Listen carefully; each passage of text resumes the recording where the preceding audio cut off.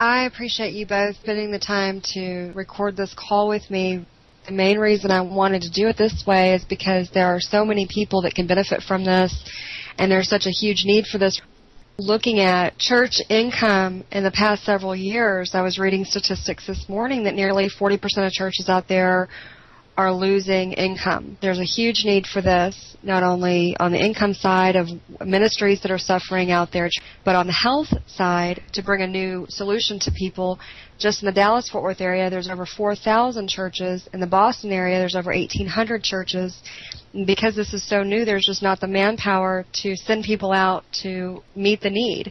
So this is a really wonderful way for us to get information out to folks that can utilize it quickly, whereas we couldn't otherwise do that. Well, just to let you know, Nate, we had a meeting this morning with a gentleman who was formerly with Catholic Charities here in Fort Worth, Texas. We'll be meeting soon with the lady who's now heading up the Catholic Charities. But we had a good conversation about it because they're looking for what he calls sustainable revenue streams or sustainable fundraising activities versus the things that they've done in the past. And one of the things that we talked about quite a bit was the fact that this is healthy coffee. It's a nutritional alternative to people in the churches and people in organizations. Number one, it fulfills the need of having something that's ongoing on a monthly basis, and also the fact that it's a different alternative. And he actually mentioned that he had talked to one of the bishops or one of the pastors in the church he's in, and he said, you're going to know when your sermons are successful when the people that come in stop eating the donuts you got back there on the back table. You've got something on the order of 30 churches signed up already in doing prosperity drives. Why don't you talk about what your experience has been? Oh, okay, great. When I first got involved in a gentleman that was a member of a church that was struggling, he and I were talking one day, and we said, well, why don't we take this opportunity to the church? As a matter of fact, they were almost in the foreclosure. A lot of the people had lost jobs, and things were just falling apart. So he and I went and talked to the minister, said, look, we got a business opportunity that we would like to talk to you about in looking at it as a fundraising venture. So we got them to appeal to all 300 members. That 300 quickly turned into another 600. By, I guess, about the third week, we had the original 300. Now we got 600 new people in there. So that group grew to 900 people. Actually, the way it worked, after about 8 weeks being involved in it, we had almost 3,000 people in that fundraiser. About 7 or 8 weeks, the church actually was getting checks for as much as $7,000 in a week. It just shows that if you organize the effort, that this can work no matter who you're dealing with, whether it's a church, whether it's a PTA, an athletic association. If they will do a perfect enrollment, which means get all their members to come in literally at one time, then it will be very fast and it will be very successful. Churches all the time sell donuts. They sell cookies. I've even talked to a lot of them that do debit card enrollments. But all these things are kind of wearing thin now. People are tired of the donuts. First of all, they're unhealthy. If they don't get rid of them quick, they get stale. It's a lot of handling and a lot of house.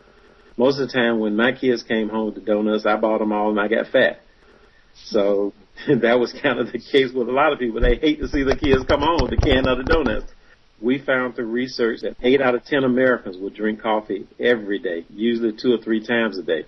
So drinking coffee is something that's ingrained in the culture. People are already doing it. They're already spending the money. Let's look at the church. Somebody comes to church on Sunday morning. Half the time, a lot of them have stopped at McDonald's, Starbucks, or Dunkin' Donuts or somewhere and bought a cup of coffee. And a lot of people are doing that every day. When they do that, they're spending $2 or $3 a cup of coffee. It's great for the coffee house, but how does that help the church? It doesn't. Well, let's talk about that for a minute, Nate, because we're really talking about two things. We're talking about merging two markets together. One is the nutrition market with what I would think is the perfect delivery system, which is to put it into a product, like you said, 8 out of 10 people are using. We're talking about redirecting those funds that are already being spent and then turning that into a revenue stream for the church. Exactly. And you said that to this point you've had churches doing as much as $7,000 a week, and you've got how many now? 30, 33 churches, something like that, are involved? Through the first effort that we did, we had several churches that got involved. You get one church and they start making money at it. Of course, one pastor or one deacon board, they know people at another church, and they say, hey, what are you guys doing? And it's a fundraiser that keeps on raising. They spend $3 a day at Starbucks. They can spend $3 at Starbucks, and it does nothing for the church. This coffee would be on the average of $1 a day. In this case, they're going to help the church. People don't just drink a cup of coffee one time for the church and stop. We're able to replace the coffee they drink, the unhealthy coffee, with healthy coffee. It's been enhanced with the herb called Ganoderma. It's been used in Chinese medicine for over 4,000 years. As a matter of fact, it's called the anchor of Chinese medicine.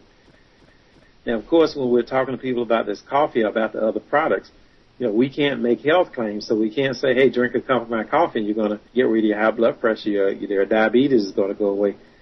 But we can say that what's in the coffee has been known to control diabetes. It's been known to control high blood pressure. Now, let me ask you a question about that, Nate. Aren't they in some of the American medical journals? Yes. If you go on pubmed.gov, it's actually a United States government website, National Institute of Health. They have done extensive research on the Ganoderma. They found that it works with cancer, to work with diabetes. You almost name it. Their research has shown that it has had some beneficial effect on that particular disease. You can almost say it's fact that Ganoderma works for the human body.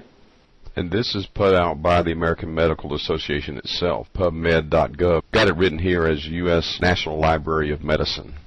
And you gave me one testimonial, too, of a gentleman who was drinking the coffee that he was diabetic and they were going to amputate part of his leg. Yeah. As a matter of fact, if you go on YouTube, this company, Gano Excel, is headed by a mycologist. And he started in Asia. And that launched about 16 years ago. I think it was 1984. His family owns a farm where they grow organic Ganoderma. They are the major supplier of Ganoderma in the world. They are up to about 69 countries that the company is actually in. So the money is definitely here. Health and wealth is the trend. And they come out with the world's first healthy coffee. Well, I think that goes along with the fact that health and wellness is a trend, but a lot of people are into health and wellness, but they have to alter their lifestyle to do it. They got to take pills, or they got to drink something kind of juice that they're not used to drinking or haven't been drinking, and they got to do something different to change their lifestyle. The good thing about putting the Ganoderma in the coffee, people drink coffee every day. They don't have to alter anything that they're doing. Rather than buying Starbucks coffee, just get a cup of hot water from Starbucks and make your own with the packets that come in the box that have the Ganoderma in it. Don't broadcast that, Dave. They're going to stop me from coming to Starbucks. I go into Starbucks. The thing I appreciated most of all about the Gano when I first started drinking it, and I went back after 2 weeks, ground my own beans that I normally did, the organic coffee that I would purchase. And the thing that I noticed more than anything was that it had a very acidic aftertaste that the Gano coffee does not have. That's the beauty of Gano. It neutralizes the acidity. You get taken up with the caffeine and the Ganoderma, which is also an herb that lifts you up, but it doesn't bring you down in a manner that you're going to get the jitters. Most people feel a lot of energy, enhanced energy throughout the day from drinking the coffee. With your experience for organizations who want to go ahead and move forward with this and get this going, 2 questions. What do they need to do, first of all? And to implement something like this that's so new to the church, how easy is it to go forward with? Well, pretty much what we're doing is to set a church up simply as a center for people to acquire the product. They put on a fundraiser just like they do the donuts or the cookies or whatever. And in doing the fundraiser, they approach people on the basis of order coffee to help the church. Usually we get the churches to get involved, and a lot of them will launch it where they have people to come, and they do it one of 2 ways. They either sell the coffee or they give the coffee away. In other words, they launch the product, people taste it.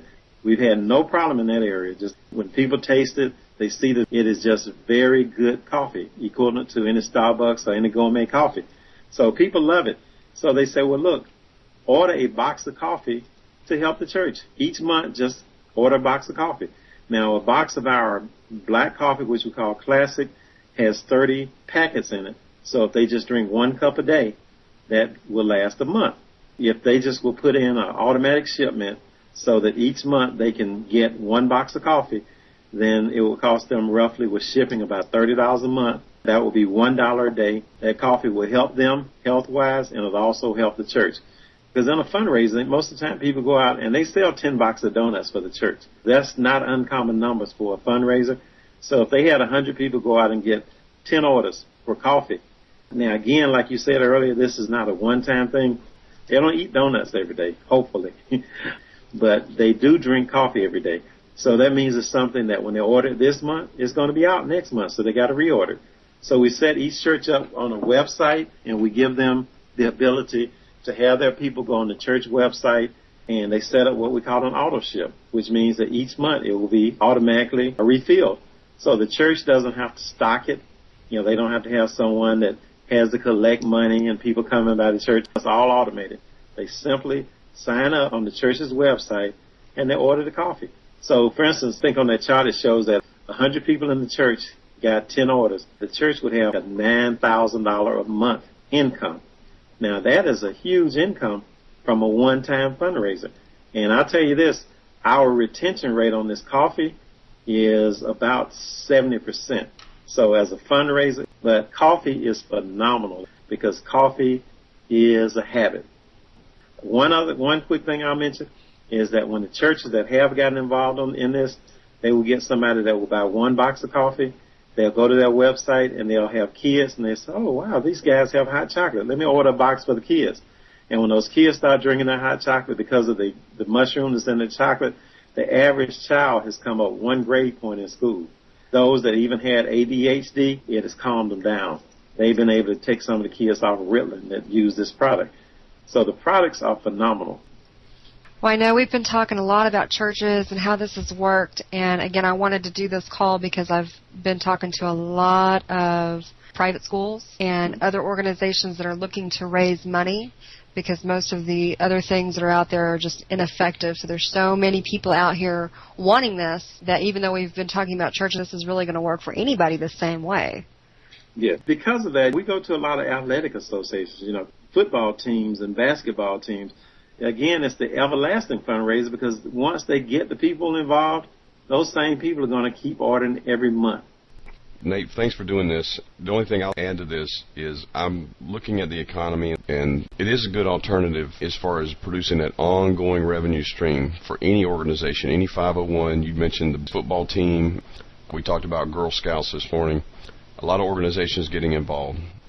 The reason is because this is merely a way of taking funds that people are already spending and directing it back to the groups, the nonprofits, and the organizations and charities that they want to actually be involved with and help. Exactly. And I will say it works.